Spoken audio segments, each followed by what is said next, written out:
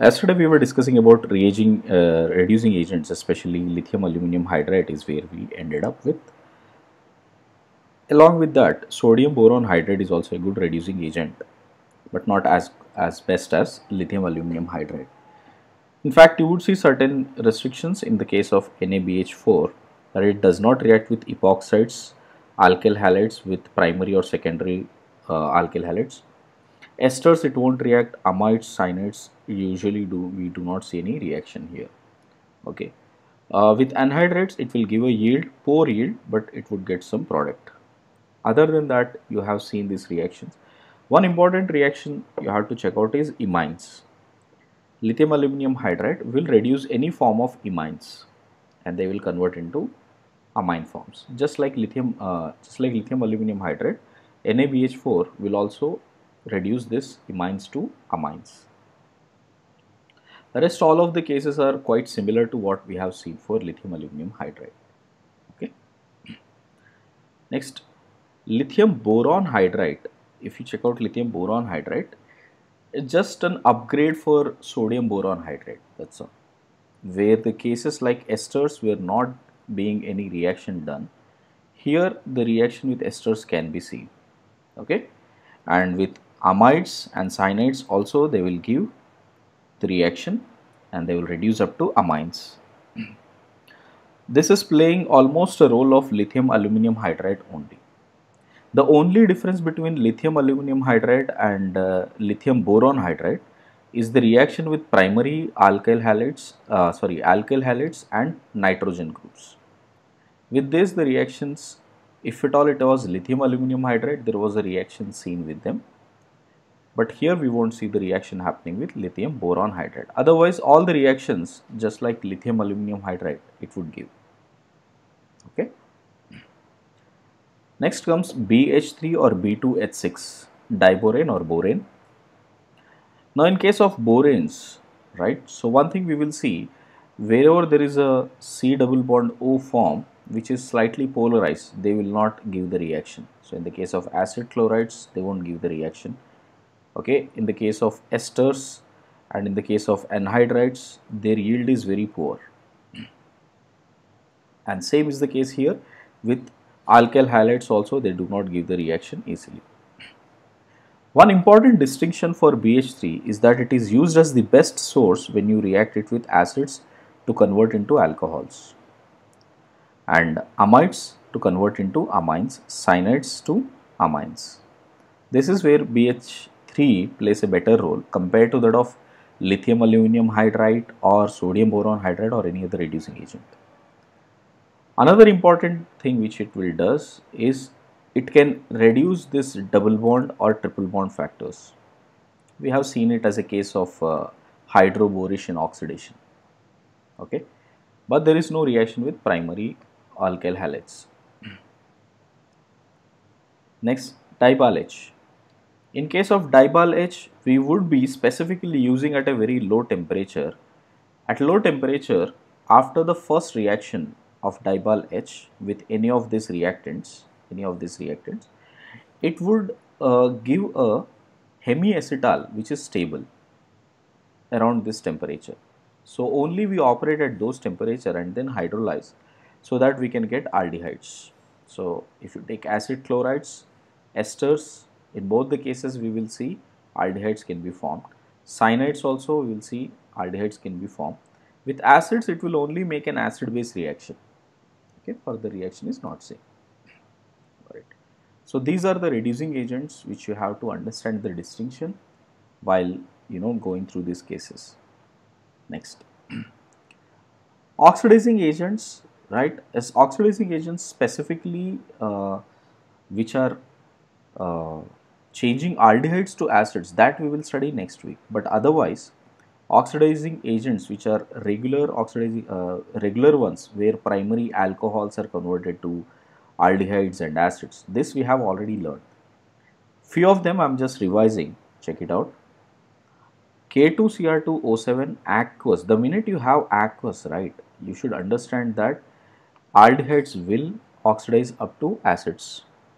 Okay, from alcohols to aldehydes, from aldehydes to acids. Got it? So primary will give you acids here, secondary will end up at ketones. Tertiary, no reaction is observed. Correct? Okay. Next. Sorry. And we have seen yesterday like K2Cr2O7 in H plus or KMnO4H plus at high temperature and pressure conditions and heat, I mean high temperature conditions, we will definitely see that it will form an enol and bond breaking will take place and we would get acids here, correct? So K2Cr2O7 can be written in the form of CrO3 aqueous H2O, or sometimes it is given as H2CrO4 aqueous. So in all of these cases you should be aware that we have to make primary to acids, secondary to ketones. Jones reagent. Jones reagent is specifically used where we need to convert primary alcohols to acids, secondary to ketones. The difference between first and second one here, even after rigorous heating, we do not see bond breaking happens on a double bond. So double bonds are very stable in the case of Jones reagent, or rather Jones is very selective in that case. Okay. So this was an experimental data where you can see CHO with the double bond here, it is not disturbing, it is only making it to form acids. And another important point about Jones reagent is that when you take benzylic or allylic forms, they will end up at aldehydes only. They do not further oxidize to acids. Okay. Next we have seen PCC, PDC, Sarets, Collins. These are all the reagents. These are all pyridinium reagents. In this what we have observed, these are very selective and mild oxidizing agents where primary will become aldehydes, secondary will become ketones. Double bonds or any other group is not usually disturbed here. So you will see that here tertiary alcohol will not get disturbed at all. Primary will convert into aldehydes. Okay. We have seen MnO2. MnO2's idea was when you have allylic alcohol, it will oxidize to give respective ketones or aldehydes.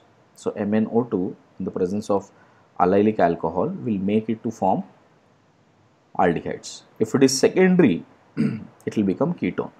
Primary alcohols, double bonds, they are not disturbed with MnO2, so it is very selective and it will oxidize only allylic and benzylic groups, benzylic alcohols. As yesterday we also saw a new oxidizing part which is using peroxy acids. So if you take aldehydes or ketones and we use peroxy acids, right, so we will get an insertion of oxygen and formation of esters. So either straight esters or cyclic esters or anhydrides, this is the form we have seen, alright. And migrating aptitude is something which is slightly different than the regular migrating aptitude which we have seen. So a hydride would be, hydride shift will be better than tertiary, secondary, phenyl, primary. Okay. So we call this as Baeyer-Willigers oxidation. So these are few oxidation ones which you need to know. Okay. Now today we will be mostly focusing on the keto-enol tautomerism and how conceptually it is going to help us understand, you know, what is alpha reactions, all the alpha position reactions. Let's see. When you take a ketone which is in equilibrium with an enol, okay, so between a ketone and enol, if you check it out, this is keto, this is enol, right? Ketone is relatively, this is for a general ketone or an aldehyde. So ketone or an aldehyde is relatively more stable compared to that of enol. The reason is if you check out the bonds which are involved for interconverting each other, it is C double bond O, CH and C single bond C. Here it is forming C single bond O, OH and C double bond C.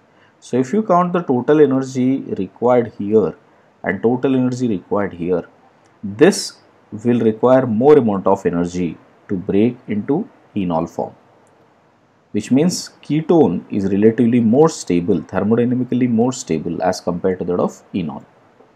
This is in general, okay. and the difference in the energy will approximately be around 50 kilojoules per mole. Okay, and in fact, if we just think in a terms like, suppose if any particular uh, tautomerized equilibrium will have 99% ketone and 1% enol, which means the equilibrium constant would be around 1 by 99. And if we calculate delta G naught, right, so that would be minus RT ln K EQ. So minus RT ln K EQ, if you do that, it is coming out to be approximately 11.4 kilojoules per mole. Take another scenario.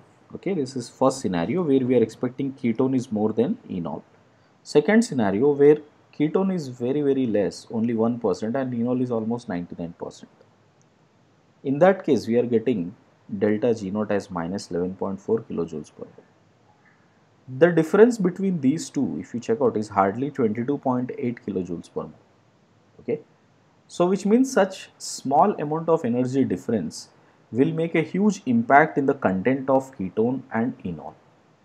Okay, because overall, if you see, there is hardly 50 kilojoules of difference between ketone and enol. So as you can provide, if any stabilizing factor comes in a ketone or an enol, it will immediately shift the equilibrium to only one particular side, which means if at all I have this much amount of energy created, I mean this much amount of energy that can be created on enol. So if enol gets stabilized by this much amount of energy, definitely the percentage will shift from 1% to 99%. Okay, first it will use this much amount of energy to overcome and this much amount of energy to make itself stabilized and get 99%. So in short, we can make enols to have more amount in content as long as we can get something like an hydrogen bond, a support of either a resonance or a aromaticity factor. Mainly these three are the factors which will help us to figure out that enol content would be more compared to that of ketones. Okay. So let us see a few examples in this. For example, if you have a active methylene group here, so we are taking regular ketones here, right? So these are beta diketones. So when I take beta diketones, we know that we have an active methylene methylene group. Active methylene will have hydrogens which are relatively more acidic. In fact, their pK value is around 11. So which means at this particular pK they can act like good as acidic hydrogens here. Got it? So this hydrogen can migrate here so that it can increase the stability of their enol content. One by resonance here as well as by intramolecular hydrogen bonding. Okay. So the percentage enol content, if you figure out, it would be around 76% in case of this beta diketones. So equilibrium has quite shifted towards the enol form. Correct? So any factor which is helping it to stabilize the enol will always shift the equilibrium towards right hand side. We can see some cases here. If you see, first if you have dialdehydes, okay, beta dialdehydes, diols basically.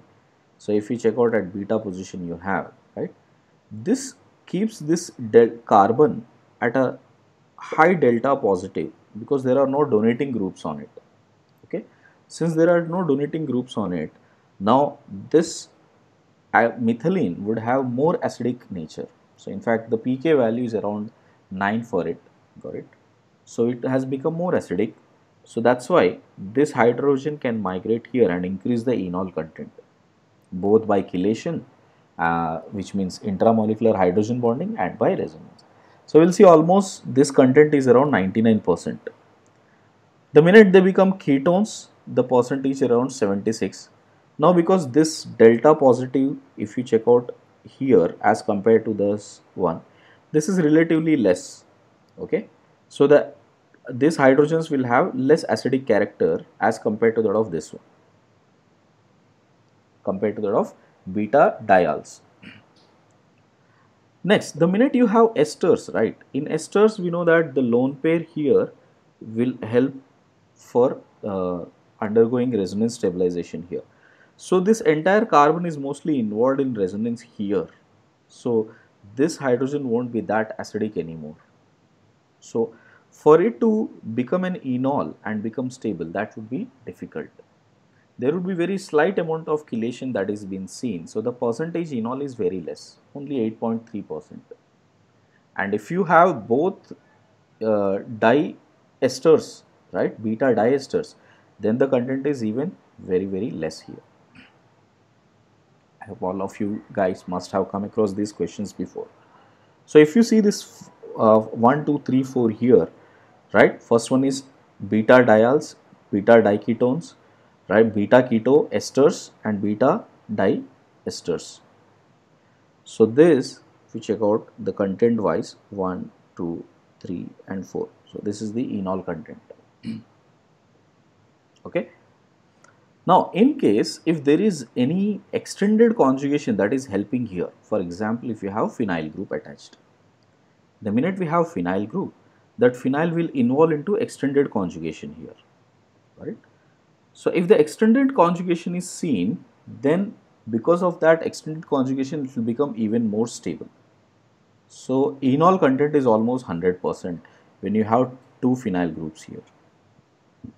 Okay, so you can see when you compare that with diketones, beta diketones, here this phenyl substituted beta diketones, they will have more enol content due to extended conjugation. I hope all of you understanding that. Okay, so in short, I'll give you this. This way you can see double bond O here with OH. So we can see conjugation is extended from here to here. So you can see this entire conjugation has been developed. So this extended conjugation will increase its enol content. The other case where we will see the percentage enol would be more is when you have aromaticity that can be developed by forming the enol. For example, if you consider these three cases, we know that this is the typical case of phenol, right? So this keto form, if you write it in enol form, is what we call it as phenol. So the minute we can get this double bond here, we will get an aromatic ring forming. So that's why immediately the percentage will shift towards enol and enol will become more stable. So between these three, you will see 3, 2, 1. In 2, there is a slight conjugation here which will help it to develop some enol content more than that of 1. Okay. Next, in the case of bridgeheads, okay. So in the case of bridgehead, first bridgehead you will see there is no enol content at all because both the alpha carbons, right, here their hydrogens cannot be involved as double bond enol cannot be formed on that carbon here. Got it? So it would have 0% of enol, while here a double bond can be formed here. Got it? With little bit of restricted ring, but double bond can be formed here. So as you have one more pi bond here, I mean one more group here, double bond can be easily formed here. So we would usually see that the on the bridgeheads, if you have less number of carbons, right, so their ability to form enol content would be less. Next, in the case of rings, got it? This is another interesting case. Suppose when you have a cyclic ketone and a normal ketone, regular ketone. If you see regular ketone will have some entropy factor because all the groups here are not restricted. So they will have sufficient entropy factor. But the minute it becomes enol, now all of them will get restricted. The bonds will get restricted. So their entropy is decreased. So in acyclic ketones, the entropy decreases. While on the cyclic case, the entropy was already, I mean the molecule is completely restricted, right? So initially also there is not much of an entropy, and after formation of enol also there is not much of a change in entropy. So the change in entropy will always decrease the enol content here. So therefore you would see the enol content in cyclic form would be more than that of acyclic forms. Okay. Next case is a steric relief cases, where if you have a very bulky groups like mesitylene, suppose this carbon is connected here, like that I have two groups, so it has become very bulky. In the keto form, we know that the alpha carbon will have sp3 hybridization. So if it is sp3 hybridization, we are expected to have a bond angle of around 109 degrees. Okay. But because of this very bulky groups here, they will repel with each other. So ketone will be highly unstable. The minute it becomes enol, right? The minute it becomes enol, the carbon has become sp2 hybridization here. So that increases the bond angle. So the repulsions between them will decrease. So there would be a huge steric relief when you have a bulky groups like mesitylene. Got it? So the entire content will move into the forward direction. In fact, it is found almost 95% of this would exist in enol and just 5% will exist in keto form. Next case, suppose if you have alpha carbonyl group, this is a very interesting case, guys, just focus this carefully. Suppose if you have alpha carbonyl groups, which means we have alpha dicarbonyl groups here. So with respect to this is alpha, with respect to this is alpha. Okay. So if both these alpha groups are present, they always want to be away from each other, anti to each other, because the minute they will come as an eclipsed form to each other here, there would be huge repulsions between the lone pairs of oxygen here. Got it? So enough torsional strain is experienced here the minute they come into the eclipsed form. So they always try to exist in the anti form here. Anti-conformer is mostly observed, which means even if they are trying to get into the eclipsed form, it would be very difficult for this bond to rotate, right? So it would be difficult for this to rotate, okay, and convert into the eclipsed form. Now, what happens if it comes to eclipsed form? We may expect that in case if it comes to eclipsed form here and becomes a enol, then there could be an intramolecular hydrogen bonding developed. This is what we are expecting, but unfortunately this is not happening because this would never try to come to that eclipsed form at all. So you will see 100% of the molecule will only exist in the enol form, and you will not see any keto 100% of that will exist in enol form, keto form, and 0% would exist for enol form. Okay. So although there could have been an intramolecular hydrogen bonding that could develop, but still this conformer to get into eclipsed form is very difficult. Next, if you check out this one, got it, where you have this time they have repulsions because the bond is restricted now. The minute bond is restricted, they have no other way but to repel here. Okay. So in this case, the percentage keto content would be almost 0 and the entire 100% content would go into this enol form. So this is the most stable enol form. Got it? So this is an interesting case. Check out when you have alpha diketones. Okay. So in open chain, it will completely be on the in the acyclic cases, it will be on the keto side. In cyclic cases, it will be on enol side. Okay. Next, in tautomers, we have to look out for the effect of solvent. See, if you compare the ketone versus enol, right? So if you check out keto versus an enol here, enol, because of this double bond character, right, the polarity that is developed on the overall molecule would be less. But here this double bond has high polarity. It would have delta positive, delta negative. So it would have high polarity on this. Got it? So usually we see that in keto form there would be more polarity as compared to that of enol form. Okay, and that therefore if you have more polar solvents, keto form content would be more as compared to that of enol. Okay, so that can be portrayed here. Check out.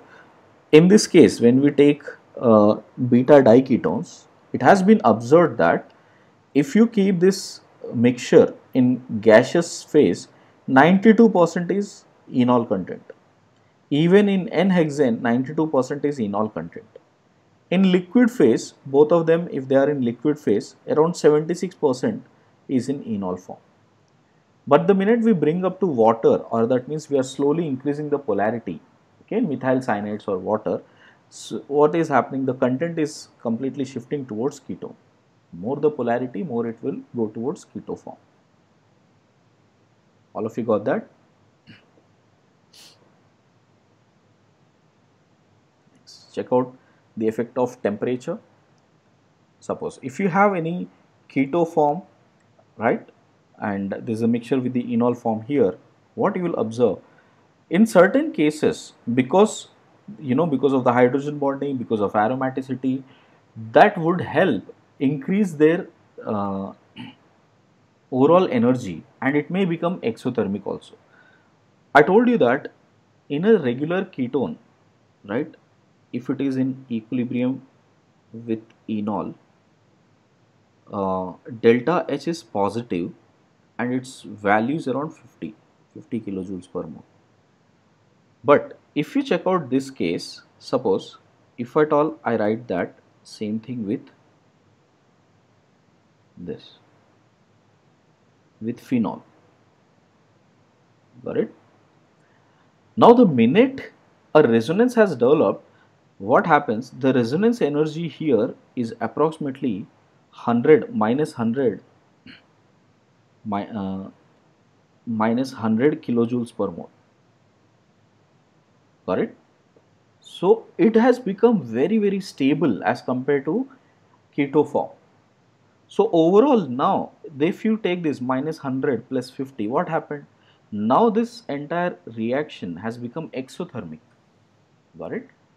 So based upon what type of a stable molecule you have, the reaction could be both endothermic or exothermic. Okay guys? This is the case where it is endothermic. Okay, beta keto esters will have endothermic nature.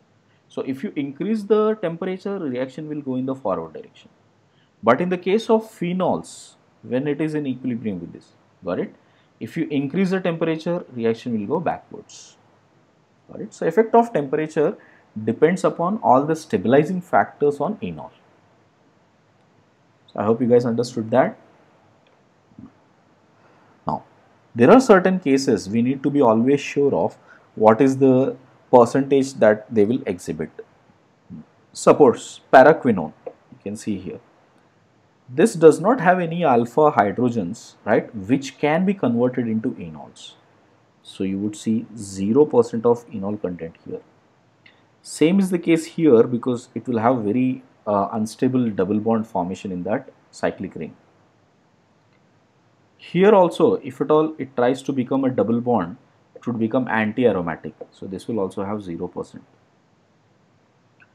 Esters will not show tautomerism at all, 0%. Okay.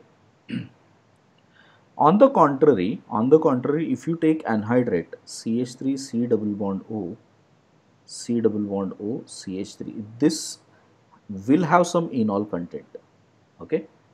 And at the same time, if you take CH3 C double bond OCl, this will also have enol content. Got it? But in the case of acids or in the case of esters, we do not see any enol content at all. Okay.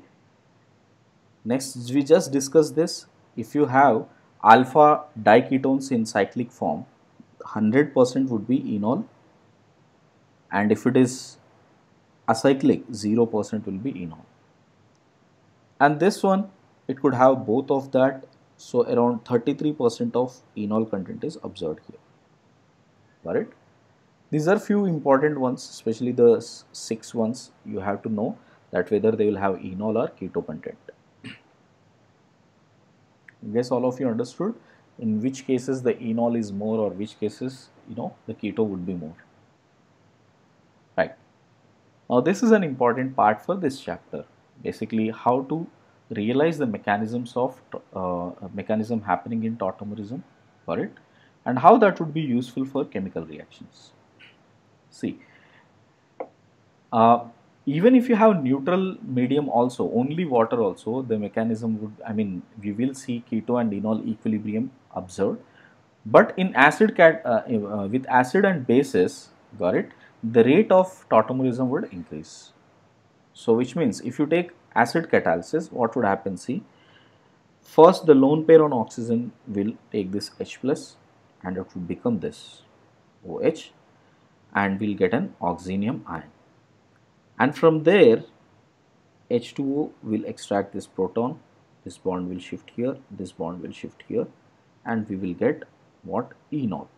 So the intermediate what you will get is an enol form. Right? And once you get an enol, from enol again the reaction will go backwards. Enol will again react with H plus, right? So this pi will attack on the H plus here, it would come here, it would get positive here, lone pair will attack here, and it will get back to the same oxonium, and from here it will get to keto form. That is how the acid catalysis is done. Base catalysis. In base, if you check out, OH minus is the one which will first extract the proton from alpha carbon, and this bond will become double bond and pi bond will shift on to oxygen. So we are not getting an oxonium ion, we are not getting an enol form here, rather we are getting an enolate ion. This is the kind of an intermediate which you will see. Okay, so first an enolate ion is formed, and then on reaction with H plus we will get this as the enol form. Got it? So this is how it will drive in the acid catalyzed tautomerism and base catalyzed tautomerism. Okay, how the reverse happens we will see right now in an example. I will put it through an example. So I hope all of you got an idea that how the acid catalyzed tautomerism or base catalyzed tautomerism take place. Now coming to the cases where this is used as an application.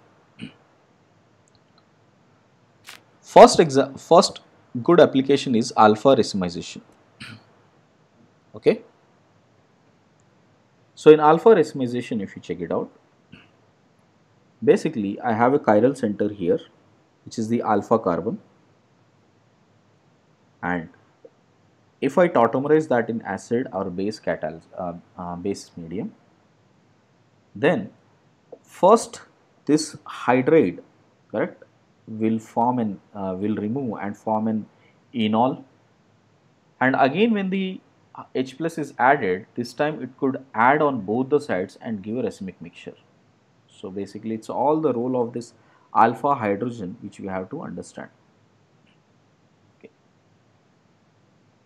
Right. So let us go through the mechanism and understand how, given any pure form, maybe you have taken this as a pure form, right, pure configuration, but after a prolonged time you would see that solution will become completely a racemic mixture.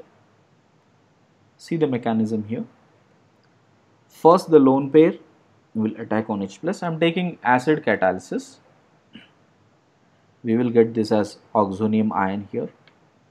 Then H2O.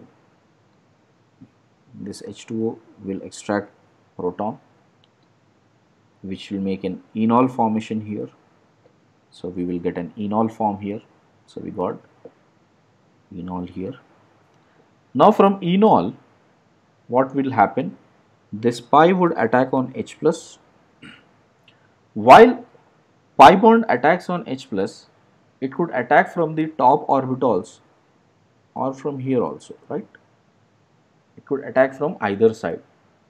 So it can generate, right, because this carbon now moving from sp2 towards sp3, okay.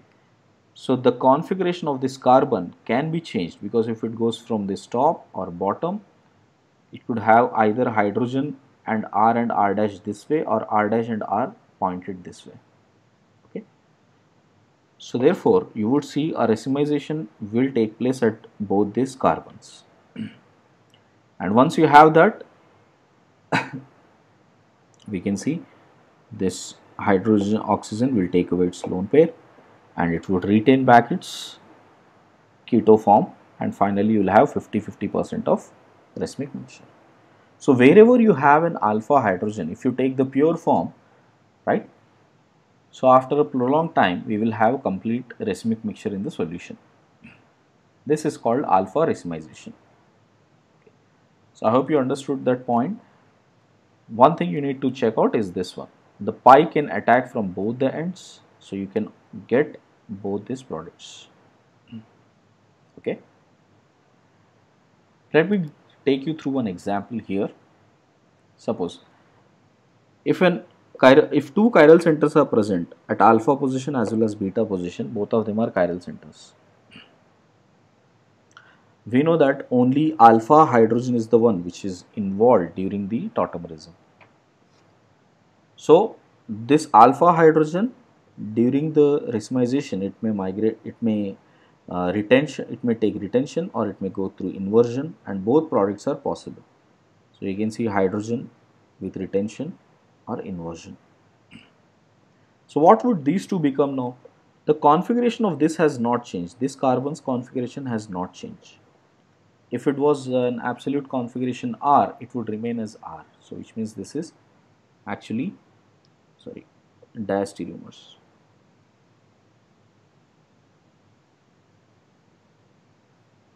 On the other hand, if you check out here, right, this is a chiral center. At alpha position, we have a chiral center. And if I take the pure form and react that in H3O plus, right, both in acidic medium as well as basic medium, you will see that we will get this as the racemic mixture. Okay. Next, what is alpha deuteration? Alpha deuteration is the case where we are removing out that hydrogen or replacing this hydrogen with deuterium. This is possible when you have acidic medium, with completely deuterium part, or basic medium with completely deuterium part on it. So let's see how exactly the reaction takes place, how this hydrogen is being replaced towards deuterium here. So if you check out when it goes forward direction or backward direction, at which particular case you will see this hydrogen from here, H from here, got replaced by deuterium. Okay, so let us focus on that. Suppose if I go in the forward direction, what we can expect, this OD minus will attack this H plus first, and you'll get carb anion formation, and that would become double bond here. We are writing, part steps, every step here, and trying to understand in which cases we will get the deuterium. First, we will get this as a enolate ion. Enolate ion will again extract this deuterium deuterite from water, and we will get this as OD.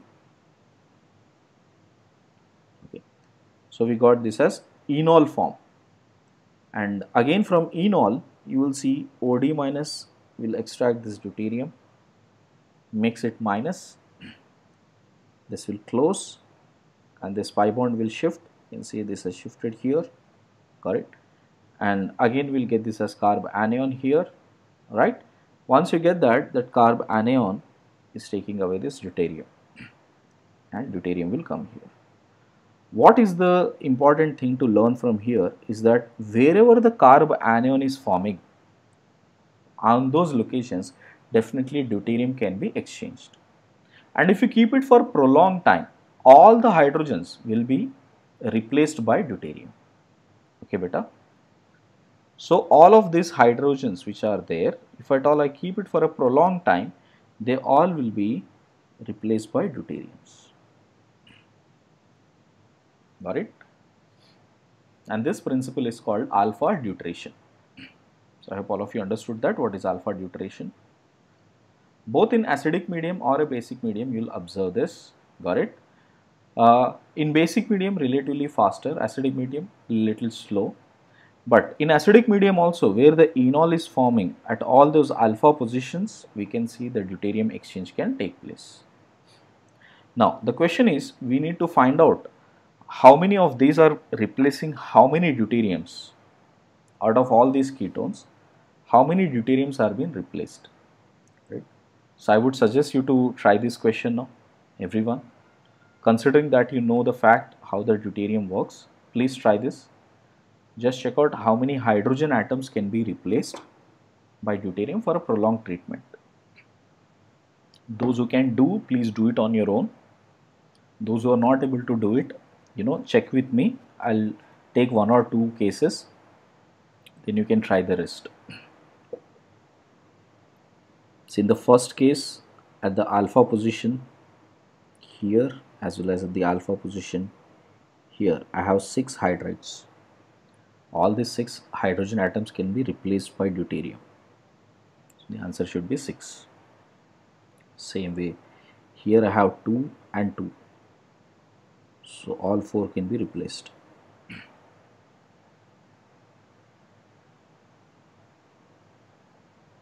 Like that, you just have to find out, so it's not that difficult.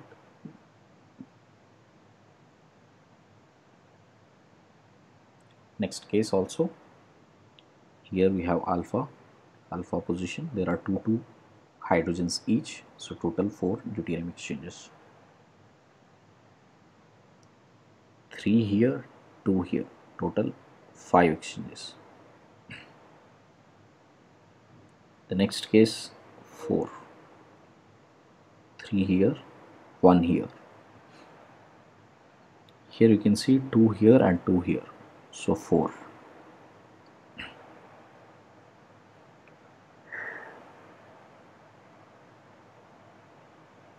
Okay. Next, HCHO, 0 exchange here because there is no alpha carbon, alpha hydrogen, so 0 exchange. Same is the case here also. There are no alpha hydrogens to be replaced there, so 0 exchange.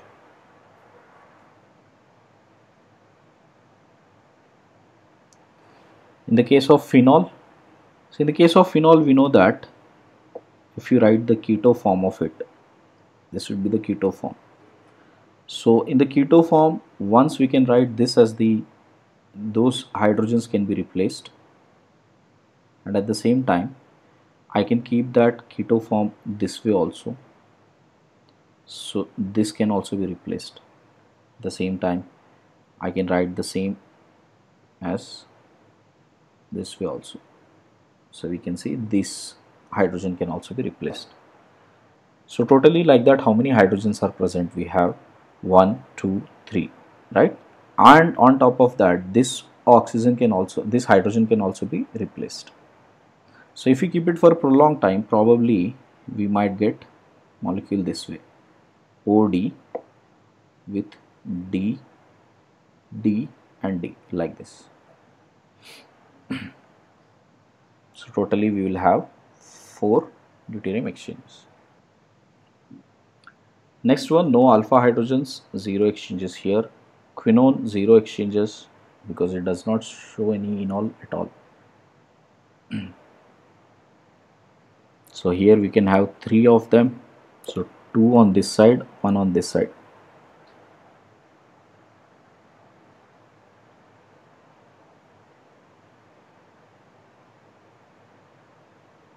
I'm pretty sure you may have done all these questions during tautomerism.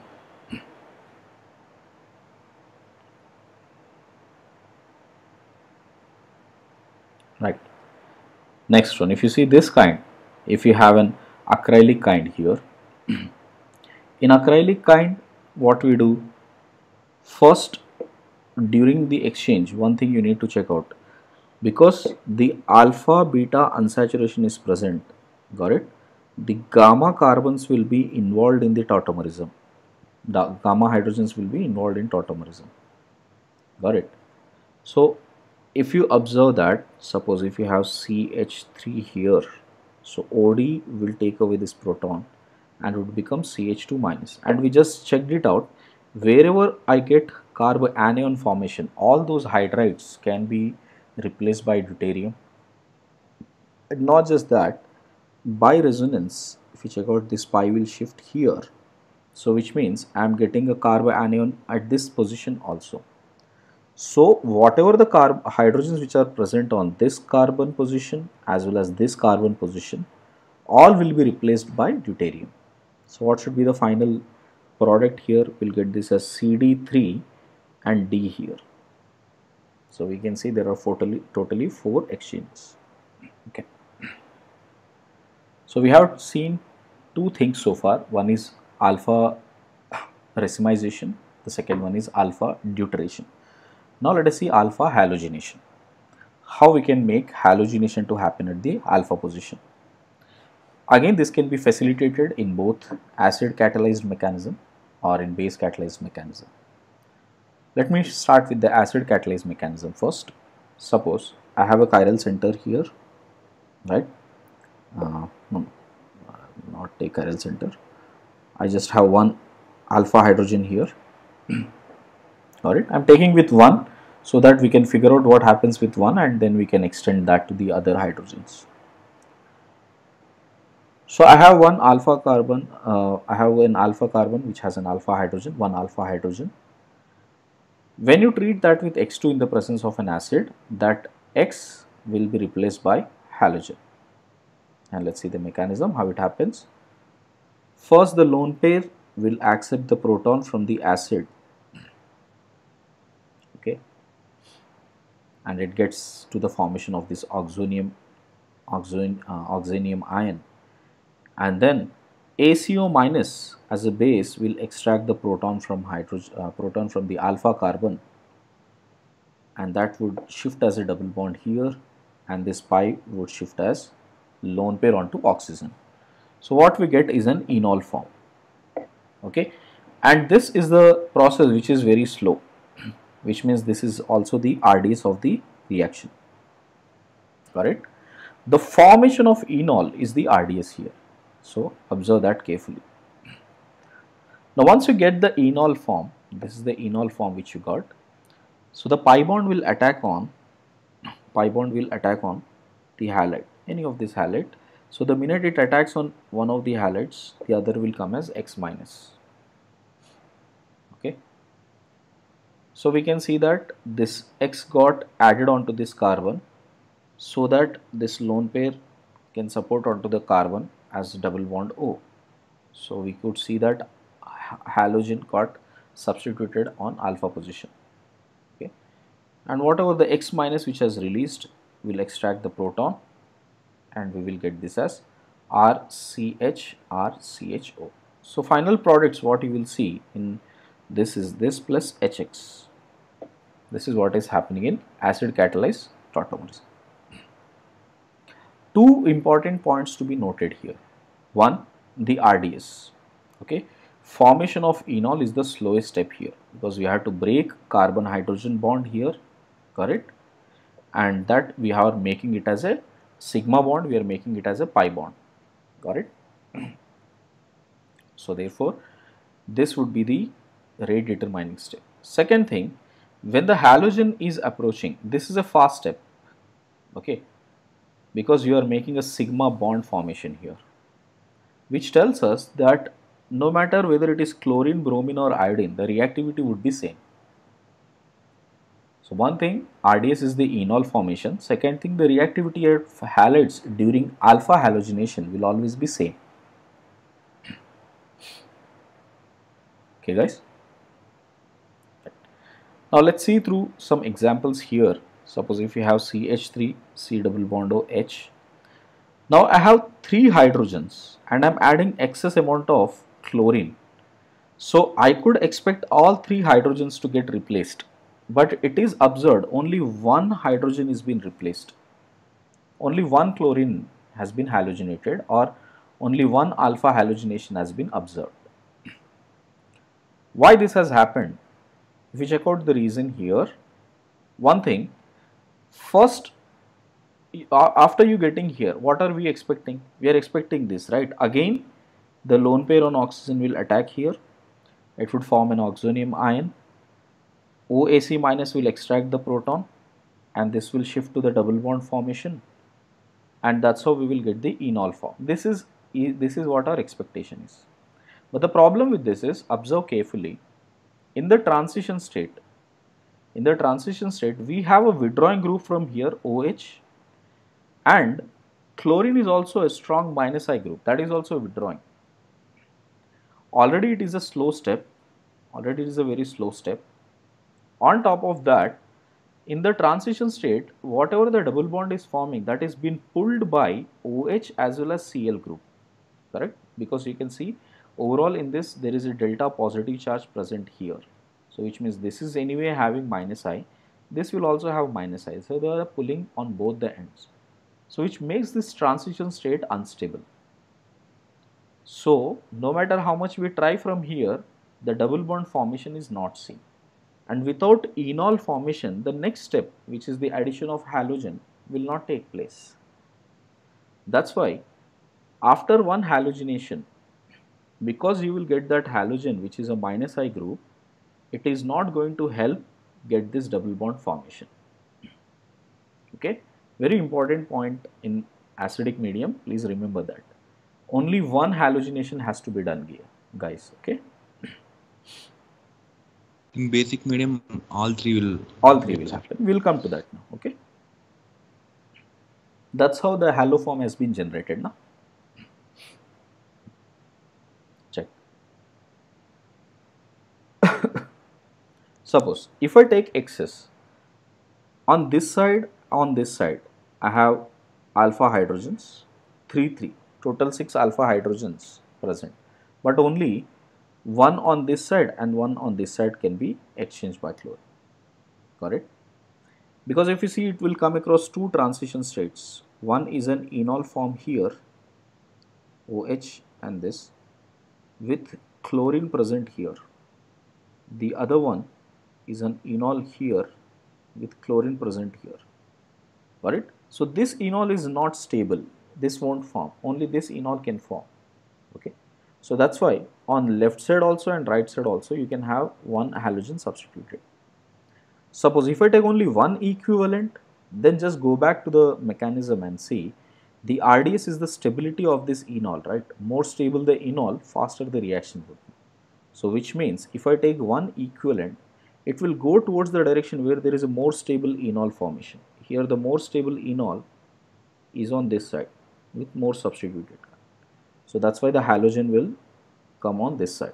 So if you take one equivalent, accordingly you have to decide where that halogen will go. Okay. So like I said, this is more stable enol, so that's where the product would be. I guess all of you understood alpha halogenation in acidic medium.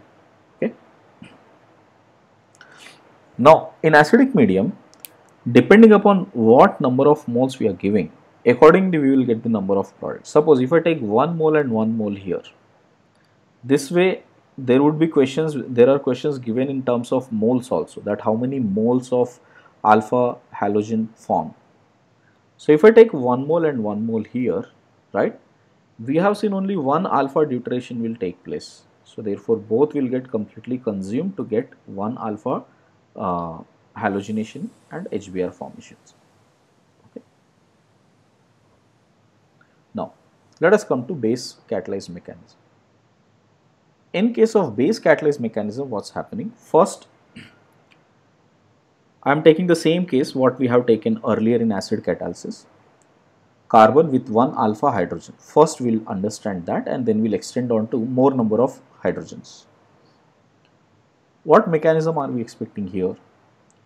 First, the lone pair present on this OH will extract the proton and this bond will shift as a double bond here and this will shift as minus. What we are getting is an enolate ion. So this is an enolate ion, and on the enolate ion, now we can see this pi will attack here, X minus will leave. At the same time, lone pair on oxygen will make it as a double bond. So that's how we will get the alpha substituted double bond. Here also, if you see, the rate determining step is the formation of enolate ion. Okay. And this is a fast step where halogen is getting added up. So same is the question here also. When it comes to relative reactivity of chlorine, bromine or iodine, they will almost be same because they are happening in the fast step. Everybody understood? Whether it is acid catalyzed or base catalyzed, reactivity would be same for all halogens. Okay, I guess all of you understood that. Now we will extend this to the case where we have more number of alpha hydrogens. Suppose there are 2 alpha hydrogens, then it has been seen that if you take excess of bromine, both the hydrogens get replaced. Okay. So what is happening here? If at all I take, suppose initially 1 mole here and 1 mole here, got it? I am writing in terms of moles now, at time t equal to 0. This was not formed at all. But after some time, prolonged time, what you will see here, this would be 0.5 moles left, this will be 0, and this will form 0.5 moles, correct or no? Because both the bromines are getting included here, removing out these hydrogens. I guess you understood. So you need to be clear about how the mole concept is working here in case of both acid catalase and base catalase mechanism. Now our objective is to understand how this is happening. Like, earlier we saw only one alpha halogenation was taking place. Let us see why it is happening with both the ends. First, we need to understand, suppose if this is a situation given A, B, C, okay. Imagine these 3 situations, observe carefully, right. One, in the first situation I have 3 alpha hydrogens. Second situation, 1 alpha hydrogen has been already replaced by bromine. Third situation, both hydrogens are replaced by bromines. Now when the OH approaches in the first case, second case and third case, in which of these following the rate would be faster to form enolate ion? That is what we are trying to observe. So in this case, if you observe A, B and C, out of these 3 hydrogens, which is more acidic? You can observe in the last case, there are 2 bromine groups and both will help increase the carbanion character here, which is more stable. So this hydrogen can be removed very easily. Okay. Now if you check out the transition state also, it is like this. We have a double bond formation here with O with delta negative, and one side we have bromine, got it? One more bromine is there here, and from here hydrogen is being relieved. So you can see it is actually, yeah, yes please, I lost your connection, please tell me again.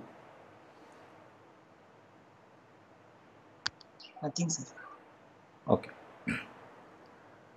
right. So if the base is extracting this proton here, in fact the carb anion character is developed on carbon because that can be stabilized by these groups, as well as double bond will be stable because there is a donating group now. O minus is a donating group. Unlike earlier case, there was an enol formation which was withdrawing group.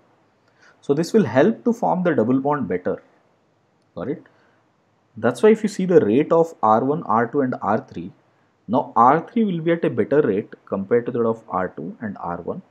And acidity also, the hydrogen, the C hydrogen is more acidic than B hydrogen than A hydrogen. Which means if you keep on removing one hydrogen, it would start becoming more and more stable, which means it will become more and more acidic. The hydrogens which are present, alpha hydrogens, they will become more acidic. I hope you understood. So because of this sense, as the hydrogen and rate is increasing, all the hydrogens at the alpha positions can be replaced by halogens. Okay. Now that's how we came across the haloform reaction, if you recall. Okay. So in haloform reaction, what we did, wherever there are alpha hydrogens, we replaced all of them because we were taking excess amount of halogen, Br2. Here we were taking Br2 in NaOH, and we replaced all those hydrogens, correct? So you can see that we will get this as R C double bond O CBr3. So after forming of all of this, then in case if there is a CBr3, then this would become a better leaving group also. Hence now OH minus will attack here and it will become this through SNTD mechanism. Here through SNTD mechanism, we can see this O minus which is formed will again close and becomes CBr3 minus. And this CBr3 minus will take away this proton and become CHBr3. That's how bromoform is formed. So if you recall, we have done this haloform reaction, and this is the way we have done that. Everybody understood that how haloform can be related to the alpha halogenation in basic medium. Okay. Now, our important thing is the cases in haloform. In haloform, what are the cases to be seen and how their mole ratios would be with each other. Suppose, first, if at all I take 1 mole each, okay, you see all these bromines are being, in fact, 3 bromines are being present with this 1 carbon here. So, which means after a prolonged time, you would see 2/3 moles of this is remain, 0 moles will be here, and 1/3 of this and 1/3 of this will be formed. Got that? So, in haloform reactions, this is something which you need to take care. In case if I take 1 mole, if I take excess, then everything will be consumed and this will also become 1 mole and 1 mole. Okay. Second, another important case, we never took NO2 normally, correct? So, on the alpha position, if there is something like an NO2 group, strong withdrawing group, that will definitely increase the rate of halogenation. So, first both the iodides will get replaced here, right? And then OH minus will attack here.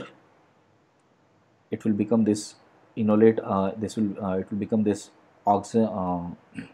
alkoxide, and from there it would close it as a double bond here, and this bond will break because now there are 2 iodines and NO2. All of them are good withdrawing groups.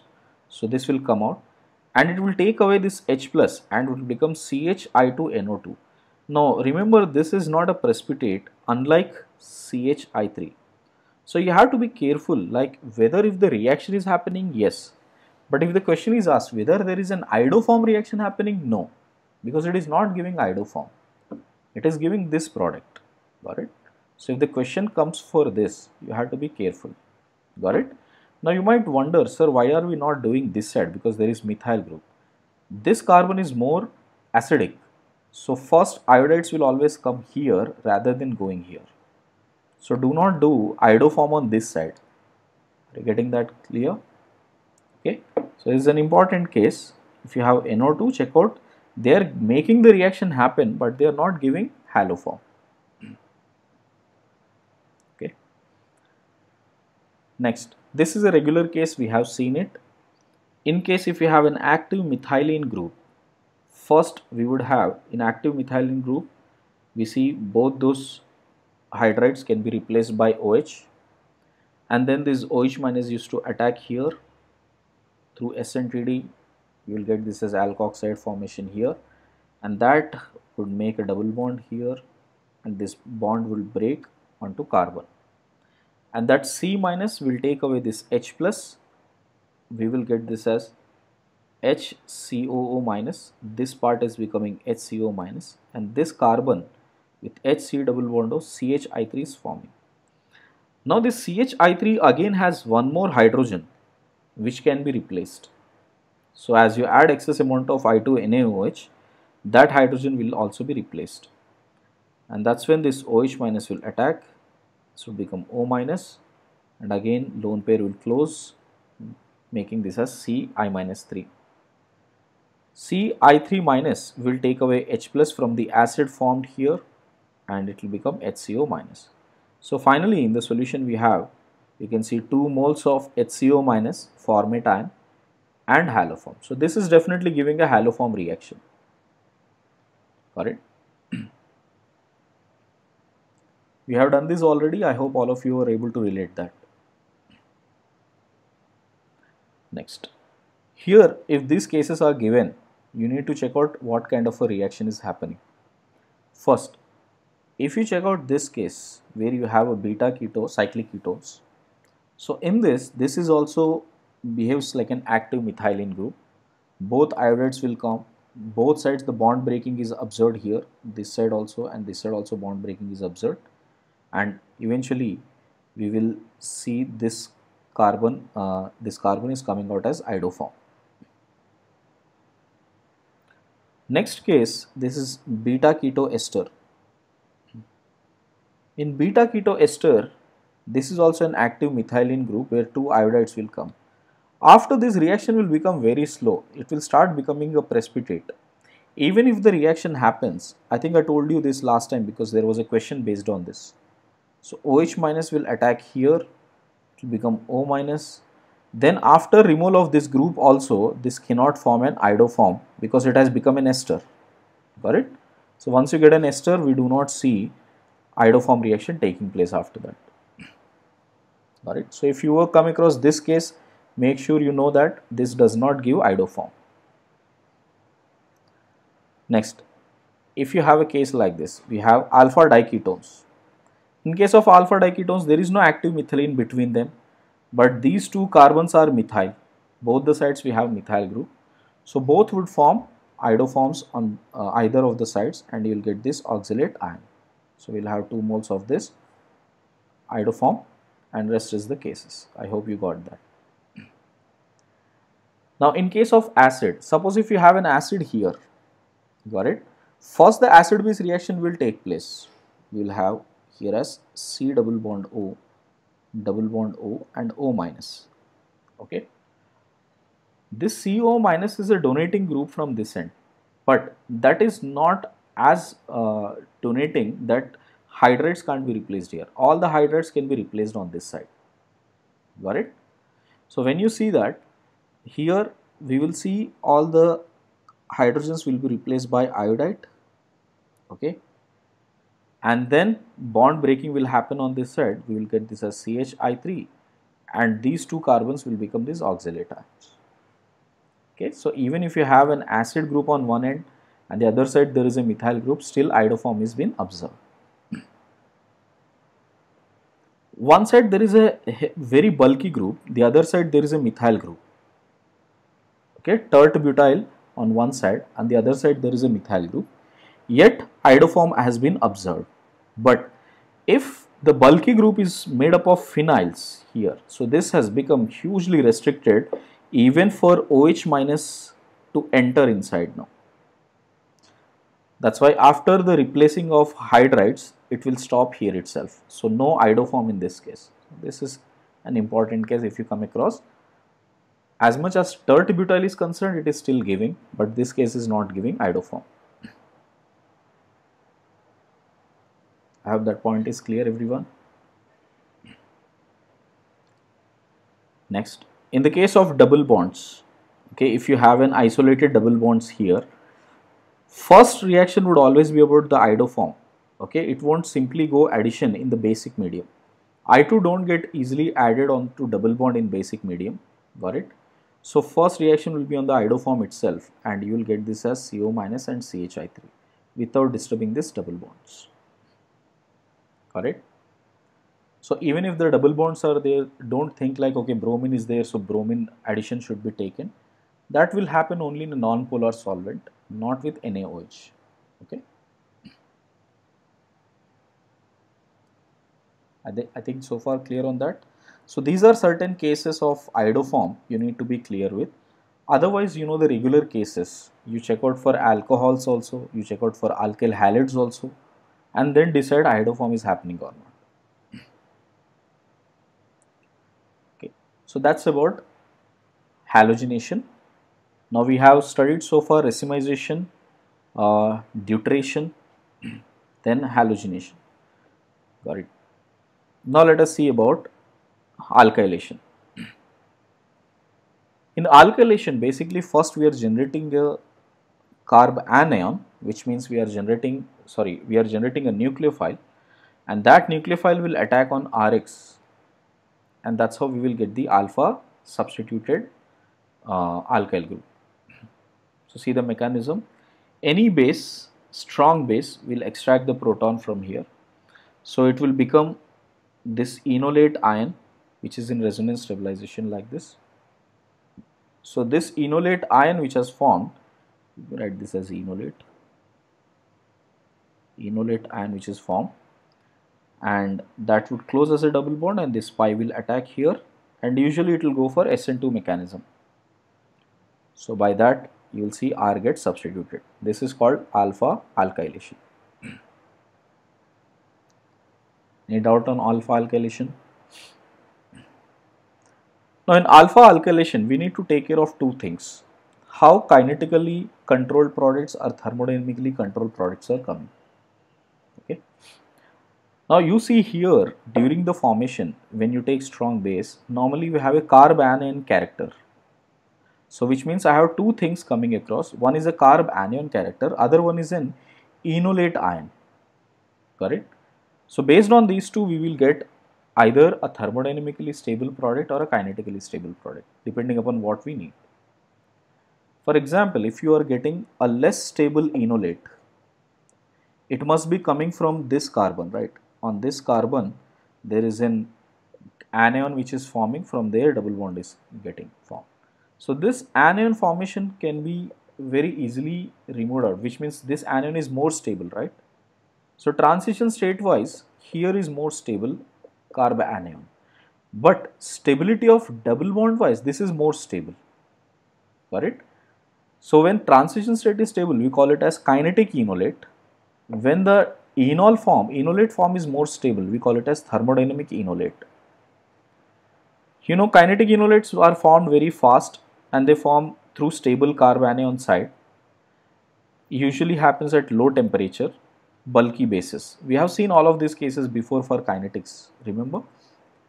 And same is the case if you check out for thermodynamics, normally happens at high temperature, and little bases, smaller bases will try to extract proton easily, like strong bases which you have ETO minus, H minus, they will extract proton from this carbon. Okay. I guess you understood what is kinetic and thermodynamically controlled cases. Okay. Let me just put through this. In case the questions are asked on this case, how do we need to check? LDA is what? Lithium